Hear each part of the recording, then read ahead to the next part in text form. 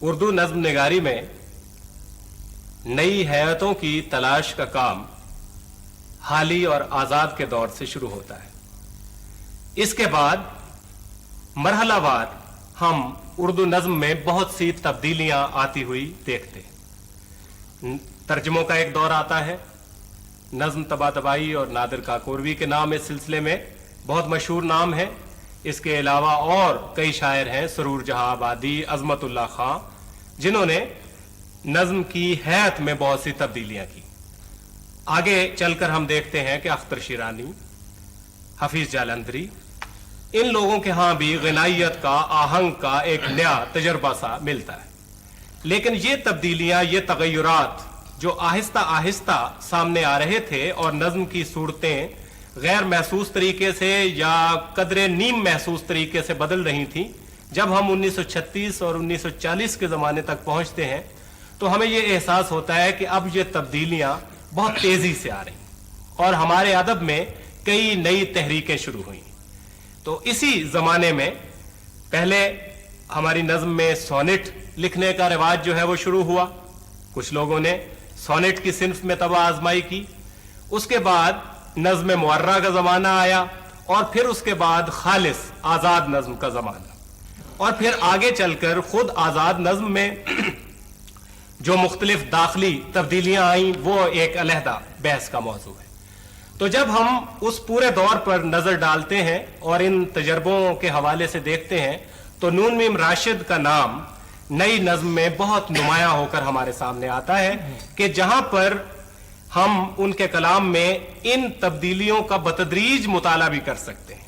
खुद राशिद ने भी शुरू में सोनेट लिखे हैं, उनकी भी बाज नज्म मुअर्रा की झैल में आने वाली नज्में हैं, और फिर आज़ाद नज्म, और फिर आज़ाद नज्म के अंदर दाखिली आहंग जो उनकी नज्मों में नजर आता है वो हमारा आज मौजूए गुफ्तगू है। इसके हवाले से हम ये भी बताना चाहेंगे कि आहंग या हैत, उसका एक बुनियादी रिश्ता मौजू के साथ होता है। तो हर शायर का फ़लसफ़ा ज़िंदगी, उसका तसव्वुर हयात, इंसान के बारे में उसके तसव्वुरात, इंसानी ताल्लुकात और इंसानी रिश्तों के बारे में उसके मोतक़िदात, इन तमाम चीज़ों का असर भी इन तजर्बों पे पड़ता है। तो जब हयात के तजर्बों की बात होगी तो उसका यह मतलब नहीं कि मौजू उसमें से खारिज हो जाएगा, बल्कि मौजू उस हयात में और ज्यादा मुर्तकज़ होकर हमारे सामने आए। तो आज इस सिलसिले में राशिद साहब के हुनर और उनकी लफ्जियात पर गुफ्तगू करने के लिए अमजद इस्लाम अमजद साहब और प्रोफेसर जिलानी कामरान साहब यहाँ तशरीफ रखते हैं। तो हम अपनी गुफ्तगू का आगाज अमजद साहब आपसे करेंगे जी। तो ये जिस दौर का मैंने हवाला दिया और राशिद की पहली किताब मावरा शाया हुई, फिर उसके बाद ईरान में अजनबी, फिर लामुसावी इंसान, और फिर आखिरी किताब उनकी गुमा का मुमकिन। तो इन तमाम किताबों में राशिद साहब के यहाँ मौज़ूआत के एतबार से भी और लफ्जियात और असलूब के एतबार से भी जो तब्दीलियां आती रहीं, आप उन पे एक तबसरा या एक अजमाली सा जायजा निकालें। सुहेल साहब, मेरे ख्याल में इसको राशिद साहब को एक पूरी जैसे कुल्लियत में या टोटलिटी में ही देखना चाहिए। आपने बिल्कुल सही कहा था कि ये जो उर्दू शायरी में अमल हुआ सारा नज़्म में तब्दीली का, खुद राशिद की अकेली पोइट्री में अगर उनकी शायरी को हम अलग करके देखें तो वो सारा प्रोसेस किसी न किसी शक्ल में उनकी शायरी में ही नजर आता है। शायद यही वजह है कि उन्हें हम जदीद जो नज़्म है उसमें इतना बड़ा मकाम उनको दिया गया कि वो 1940 के अवाइल में उनकी किताब छपी और फिर इस सदी के 8वीं दहाई तक तकरीबन 40 बरस तक वो मुहीत है, उनका असर जो है। जितनी नस्लें इनके बाद आई शायरी में, खुसूसन नज़्म निगारों में, वो किसी ना किसी तरह राशिद से मुतासिर होते रहे। लेकिन खुद राशिद को मैंने जब पढ़ा तो एक मुझे बड़ी अजीब हैरत हुई कि उनकी वो किताब जिसको उस ज़माने में एक बहुत इनकलाबी किताब कहा जाता था और यूँ लगता था कि जैसे उन्होंने हैत के तमाम रवजा असूल बदल दिए हैं, जब अब हम उस किताब को पढ़ते हैं तो वो किताब खुद भी एक पुरानी किताब लगती है। यानी उसमें जो उन्होंने हटे हैं अपने ज़माने के मौजूद जो तरीके थे और जो असालीब थे, तो वो बगावत इतनी ज़्यादा अब नहीं लगती। उस ज़माने में शायद इसलिए लगती हो کہ اس وقت اس طرح کی چیزوں کا رجحان نہیں تھا.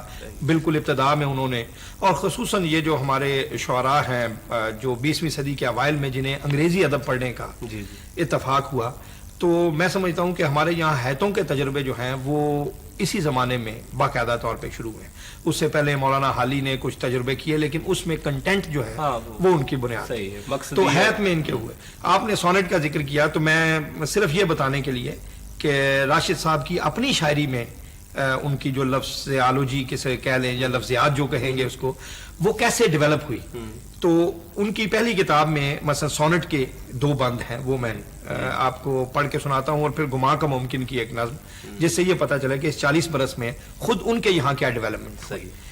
مثلا ماورا میں وہ لکھتے ہیں کہ سوچتا ہوں کہ محبت ہے جوانی کی خزاں، اس نے دیکھا نہیں دنیا میں بہاروں کے سوا، نکت و نور سے لبریز نظاروں کے سوا، سبزہ زاروں کے سوا اور ستاروں کے سوا. یہ ان کا ایک سونٹ ہے، میں اسے واقف الفت نہ کروں. لیکن اس کے مقابلے میں جب ہم یہ دیکھتے ہیں گما کا ممکن میں کہ موت کے بارے میں بات کرتے ہوئے وہ لکھتے ہیں کہ وہ ہماری لذت عشق میں، وہ ہمارے شوق وصال میں، وہ ہماری ہو میں شریک ہے. کبھی کھیل کود میں ہوں جو ہم، تو ہمارے ساتھ حریف بن کے ہے کھیلتی، کبھی ہارتی کبھی جیتتی. کسی چوک میں کھڑے سوچتے ہوں کدھر کو جائیں، تو وہ اپنی آنکھیں بچھا کے راہ دکھائے گی. جو کتاب خانے میں جا کے کوئی کتاب اٹھائیں، تو وہ پردہ ہائے حرف ہم سے ہٹائے گی. وہ ہماری روز کی گفتگو میں شریک ہے. تو اب یہاں پتہ یہ چلتا ہے کہ کس طرح ان کا جو موضوع ہے وہ ان کو اس روایتی جو سانچے ہیں نظم کے، ان میں ڈیولپ کرتے کرتے اس سطح پہ لے آیا ہے کہ وہ 4 دہائیوں میں جو تبدیلیاں ہوئیں اس کے ساتھ ساتھ آخر وقت تک چلتے رہے. اور میں یہ سمجھتا ہوں کہ کسی بھی شاعر کے لیے یہ ایک بہت بڑی کسوٹی ہوتی ہے، ایک بہت بڑا امتحان ہوتا ہے کہ جب وہ ایمرج کرتا ہے تو اس کے بعد کی جو نسلیں ہیں ان میں وہ سروائیو کیسے کرتا ہے. تو راشد کی جو کرافٹ مین شپ ہے، جو ہنر ہے، یہ لفظیات ہیں، اس پر مزید روشنی تو جیلانی صاحب ڈالیں گے. میں صرف یہ کہنا چاہوں گا کہ ان میں اتنی قوت یقیناً ہے کہ اس نے اپنے بعد آنے والی 4 دہائیوں کو کسی نہ کسی طرح اپنا اثر رکھا. یہ صحیح فرمایا آپ نے، اور ماورا کا بھی آپ نے درست حوالہ دیا. دراصل بات یہ ہے کہ اس زمانے میں بے قافیہ شاعری جو ہے یہ اپنے طور پر ایک بڑی بغاوت سمجھی جاتی تھی. اور آپ جانتے ہیں کہ کتنی پیروڈیز ان لوگوں کی گئیں کہ جناب یہ تو ایک ایسی صنف یہ لے کے آ رہے ہیں جس کے اندر کوئی جان نہیں ہے، جس کا ہماری تہذیب سے کوئی تعلق نہیں ہے. لیکن جیسا کہ آپ نے بتایا کہ خود انہوں نے بھی ایک طویل سفر اس کے اندر کیا ہنر کا، اور پھر نئی نسلیں جو آئیں انہوں نے بھی اس صنف کو اپنایا، اور اب یہ صنف ایک مستحکم بنیادیں ہمارے ہاں رکھتی ہے. تو جیلانی صاحب، اب یہ امجد صاحب نے جو راشد صاحب کے سفر، ذہنی سفر کی طرف اشارہ کیا، وہ موضوعات کے حوالے سے بھی ہے اور اسالیب کے حوالے سے بھی ہے. تو آپ اس فضا کے بارے میں کچھ. بات یہ ہے کہ جب راشد کی کتاب شائع ہوئی ماورا 1940 میں، تو جہاں وہ رجحانات موجود تھے جن کی طرف ہمارے دوست امجد صاحب نے اشارہ کیا، یہ ہے کہ انہوں نے نظم کا ایک نیا تصور پیش کیا. اس سے پہلے ہمیں تجربے دکھائی دیتے ہیں بلینک ورس کو اردو میں کس طرح استعمال کیا جائے. وہ عظمت اللہ خان نے بھی کیے اور ان سے پہلے بھی ہوئے. لیکن اگر ہم ان کے ان تجربوں کو دیکھیں تو معلوم یہ ہوتا ہے کہ ان سے مصرع بلینک ورس کا سنبھالا نہیں گیا اور وہ نظم نہیں بن سکا. وہ جتنے بھی تجربے 20ویں صدی کے ابتدا میں ہوئے وہ تجرباتی ہیں. ان میں میرا خیال ہے کہ صرف تجربے کی خاطر کیا گیا. لیکن راشد کے تک پہنچتے ہوئے یوں لگتا ہے کہ راشد جیسے خود کہتے ہیں کہ انہوں نے فارم کو میں جو تبدیلیاں کی ہیں، حیج میں جو تبدیلیاں کی ہیں، وہ عصری دباؤ اور تقاضوں کے باعث کی. صحیح ہے. کیونکہ وہ قدیم سانچوں میں وہ بات نہیں کر سکتے تھے جس کے لیے جو آسانیاں انہیں آزاد نظم نے مہیا کی. اب یہ ان کا ہنر جو اگر اس پہ گفتگو کریں تو یوں لگے گا کہ انہوں نے مروجہ بحروں کو لیا، انہی عروض کو لیا اور ارکان کی کمی بیشی کر دی. اس طرح وہ ایک اعتراض ہوا کہ ایک مصرع لمبا ہے ایک مصرع چھوٹا ہے، جس پہ محمد جعفری صاحب نے کسی زمانے میں کہا تھا کہ ایک مصرع فیل بے زنجیر کی زندہ مثال، دوسرا اشتر کی دم۔ تو نہ صرف انہوں نے ارکان کی کمی بیشی کی، بلکہ اس کے ساتھ انہوں نے تشخص کو استعمال کیا کہ کیریکٹرز کے ذریعے کیفیت کو بیان کیا۔ وہ کہتے ہیں کہ جتنی بھی ماورا نظمیں ہیں میری، ان کو نیاز مند کی سوانح حیات نہیں سمجھا جائے، میں نہیں بولتا، لیکن یہ بعد میں کہا، یہ کافی زمانے بعد میں، بلکہ یہ کردار بولتے۔ اس کے ساتھ ایک اور بات جو ہے وہ یہ کہ جوں جوں زمانہ گزرتا گیا اور وہ اپنی زیادہ پختہ منازل پہ پہنچے تو ان کی نظموں میں بریکٹس کا استعمال بھی شروع، جن کو ہم خطوط وحدانی کہتے ہیں، اور راشد کا کہنا یہ ہے کہ جہاں خطوط وحدانی ہیں وہاں میں ایک متوازی صورتحال پیش کرتا ہوں، ایک نظم ہے اور خطوط وحدانی کے ساتھ ایک نئی نظم شروع ہو جاتی ہے۔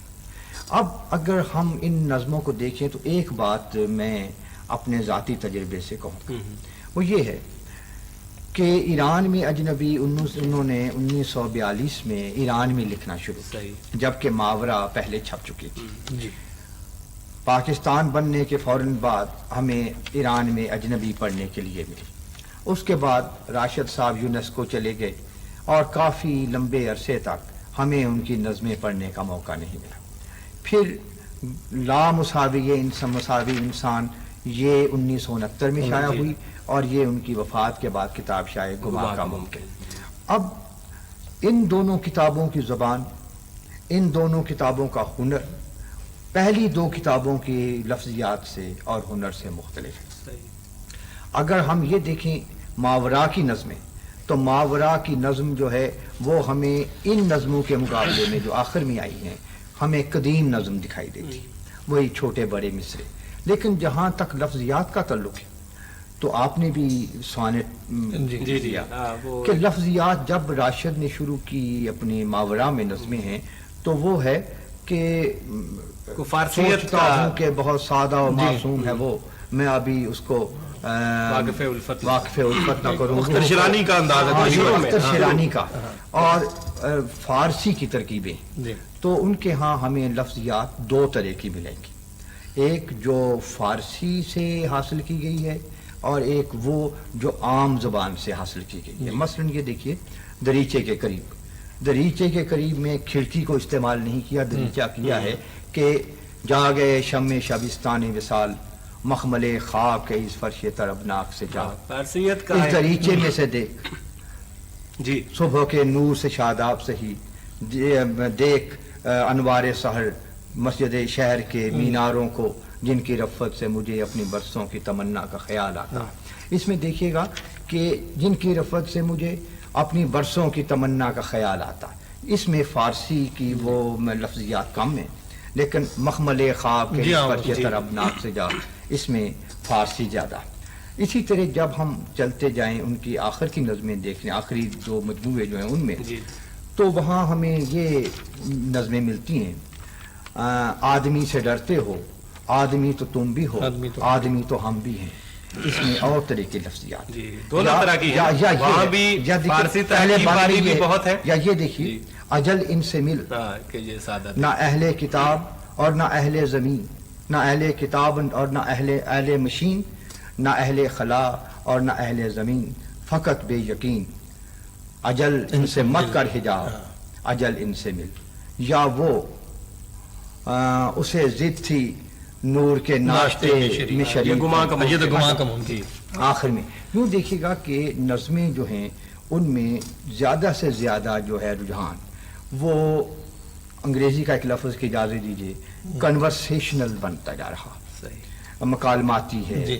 اچھا، یہ جدید انسان جیسے جیسے سفر کرتا اور آخری کتابوں میں ہم اس کی شکل دیکھتے ہیں اور لفظیات کے حوالے سے دیکھتے ہیں تو اس میں ہمیں تصوف کے الفاظ دکھائی دیں گے، کشف ذات ہے، الہام ہے، الہاد ہے، اس میں وجود کے الفاظ ہیں۔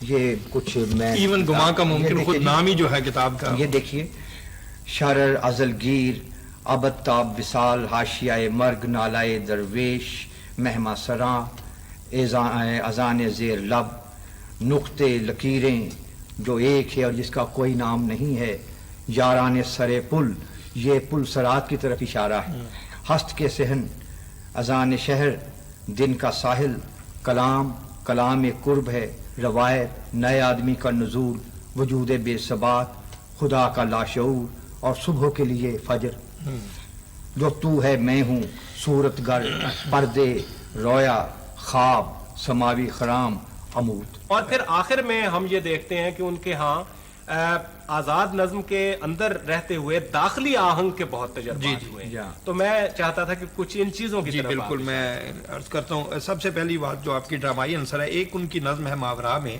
نظم کا عنوان تو بڑا ہے روایتی سا، زندگی جوانی عشق اور حسن۔ اس نظم میں عورت اور مرد کا، بلکہ یوں کہنا چاہیے کہ آدم اور حوا کے ریفرنس سے انہوں نے ایک مکالمہ بنایا ہے زندگی کے بارے میں۔ وہ افلاطون تو ایک تو ان کی جو ڈرامائی انداز ہے وہ نظر، میں توجہ آپ کی دلانا چاہتا ہوں کچھ لفظوں کے استعمال کے بارے میں، کہ جہاں انہوں نے کچھ انگریزی کے لفظ جو ہیں ان کو اردو شکل دینے کی کوشش کی، یا کچھ ایکسپریشن جو ہیں ان میں لفظ کوائن کیے ہیں، خود بنائے ہیں، مثلا وہ لفظ اردو میں اس سے پہلے کم از کم میری نظر سے نہیں گزرے۔ ایک دو مثالیں میں آپ سے عرض کرتا ہوں۔ مثلا وہاں ایک ہے کہ گزاری ہیں کئی راتیں تیاتر میں سنیما، اب یہ تھیٹر کو وہاں انہوں نے تیاتر کیا، جی ہاں۔ یہاں وہ ہے کہ اڑ کے پہنچوں میں وہاں روح کے طیارے میں، صورت نور سے یہ آنکھ کے پلکارے میں۔ اب یہ پلکارے کا جو استعمال ہے یہ بالکل ایک خالص پنجابی اور اس میں بنیاد سے انہوں نے اپنی گراس روٹ سے نکالا۔ یا جیسے امیجز ہیں ان کے یہاں کچھ کہ نیند آغاز زمستان کے پرندے کی طرح۔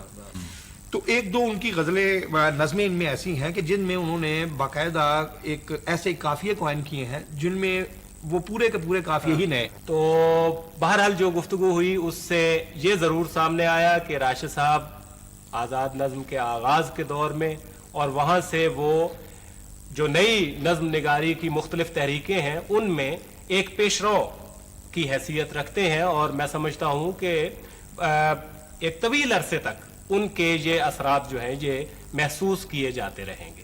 آپ حضرات کا بہت بہت شکریہ۔